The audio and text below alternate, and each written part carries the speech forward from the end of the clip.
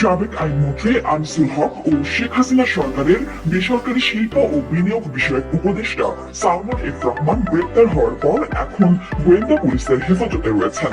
গতকাল রাতেই তাদের ডিবি হেফাজতে নেওয়া হয়। ডিবির একটি সূত্রে এই বিষয়টি জানা গেছে। রাজধানীর নিউ মার্কেট থানায় দায়ের হওয়া একটি মামলায় তাদের গ্রেপ্তার দেখানো হয়েছে বলে এখনো পর্যন্ত জানা গেছে। ঢাকা মহানগর গোয়েন্দা পুলিশের এডিশনাল ডিআইজি পদমর্যাদার একজন কর্মকর্তা জানান, সালমান এফ রহমান ও আইনমন্ত্রী আনিসুল হককে রাজধানীর মিন্টো রোডে ডিবি কার্যালয়ে নেওয়া হয়েছে।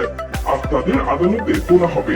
নিউ মার্কেট থানায় দায়ের করা মামলায় তাদের গ্রেপ্তার চেয়ে রিমান্ড আবেদন করা হবে, তবে ঠিক কখন তাদের আদালতে তোলা হবে এ ব্যাপারে তিনি নিশ্চিত করেননি।